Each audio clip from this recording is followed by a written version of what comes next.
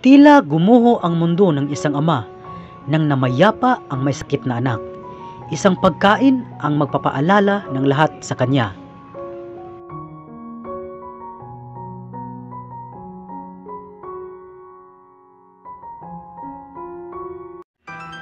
Bukod sa napakaganda ng mga kwento niya, may aaral din kayong matutunan. Mga kwentong puno ng kababalaghan, katotohanan, katatawanan, at aral. Kung hindi ka pa nakapag-subscribe, halina at mag-subscribe ka na para updated ka sa mga bagong videos na gagawin ko. Kaya samahan niyo ako sa bagong kwento na ito hanggang sa dulo. Bago yan, intro muna tayo.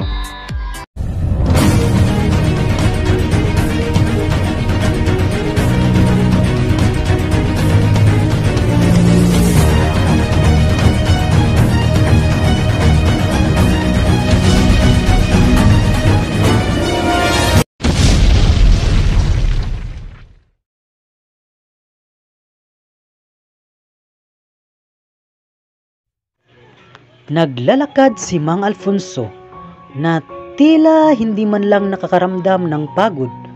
Kanina pa siyang naglalakad mula sa sementeryo at sa kung saan man siyang dinala ng kanyang mga paa ngayon.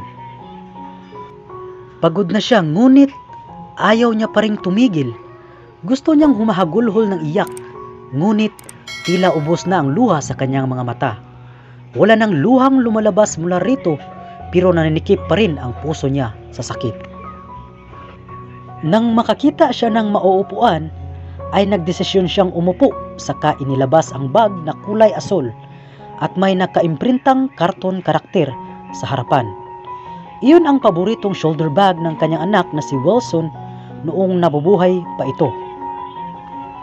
Muli namang sumikip ang kanyang dibdib nang maalala ang anak. Tumingala siya sa kalangitan upang pigilan ang pag-agos ng kanyang mga luha. Ayaw niyang magmukhang tanga sa karamihan. Umiiyak kahit wala namang dahilan. Muli na sana siyang tatayo upang magpatuloy sa paglalakad pauwi. Oo nga pala, hindi niya alam kung nasaan na siya ngayon. Magsisimula na sana siyang maglakad nang may biglang tumawag sa kanyang pangalan, dahilan upang mapalingon siya sa pinanggagalingan ng boses nito. Mang Alfonso! Tawag nito sa pangalan niya. May ibibigay po sana ako sa inyo. Pamilyar sa kanya ang mukha ng binatang lalaki, ngunit hindi niya matandaan kung saan niya ito nakilala. Iniabot ng binata ang isang maliit na stuffed toy na hugis isda at isang plastic na baunan na may lamang pagkain. Ako po si Joshua. Matalik na kaibigan ako ng anak niyo si Wilson. Ibinabalik ko na po sa inyo ang laruang pinahiram ni Wilson sa akin noon. Ang sabi niya sa akin, galing daw iyan sa inyo.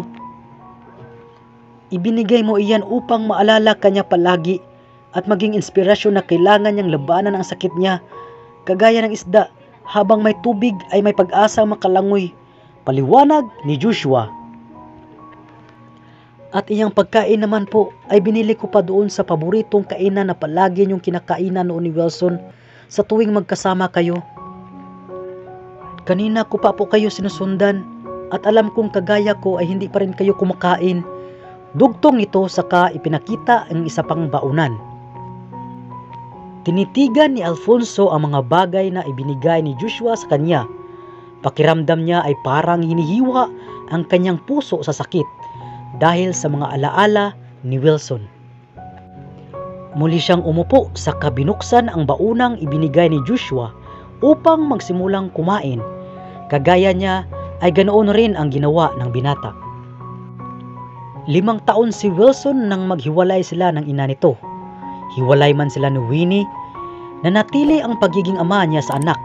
8 taon ito nang malaman nilang may kidney failure si Wilson. Mula noon ay nagpabalik-balik na ito sa ospital upang magpagamot. Habang lumalaki si Wilson ay naging parte na ng buhay nito ang ospital. Kaya kapag hinihiram niya si Wilson noon ay sinisiguro niyang magiging masaya ang anak. 12 taon ito nang sinabi ng doktor na nalalabi na lang ang araw nito sa mundo. Nagalit pa siya noon Kasi anong karapatan ng isang doktor na taningan ang buhay ng anak niya? 3 taon din ang lumipas sa katuluyang ginapo ng malala niyang sakit si Wilson at tuluyan nang nawala ng buhay. Kakalibing lamang nila kaninang umaga sa katawan ni Wilson, kaya sariwa pa ang sakit na nararamdaman ni Alfonso. Hindi niya namalayang habang kumakain siya ay panay na rin ang agos ng mga luhang kanina pa niya pinipigilan. Naramdaman niya ang kamay ni Joshua sa kanyang likuran na marahang tinatapik ito upang pakalmahin siya. Ngunit imbis na kumakalma ay mas lalo siyang humahagulhol ng iyak. Si Joshua at si Wilson ay halos magkaedad lamang.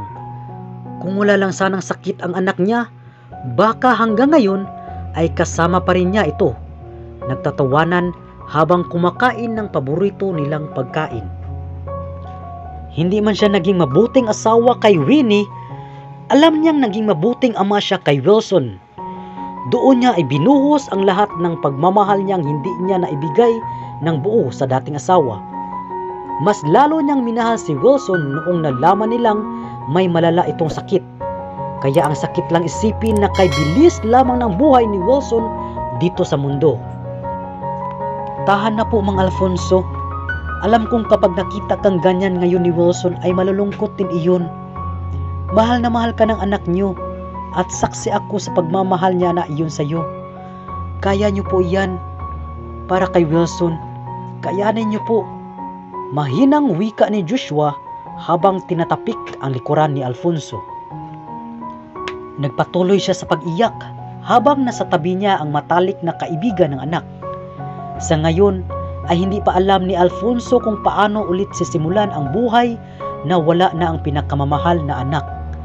Sa kabilang banda ay nagpapasalamat pa rin siya dahil alam niyang hindi na nahihirapan si Wilson sa kung nasaan man ito naroroon ngayon. Tunay ngang walang kapantay na salita ang sakit na nararamdaman ng isang magulang na nawalan ng anak. Dahil hindi niya kayang bigyang salita ang pagkadurog ng puso niya sa mga oras na ito. Alam niyang darating din ang araw na tuluyan niyang matatanggap ang pagkawala ng kanyang anak. Panahon na lamang ang makapagsasabi kung kailan.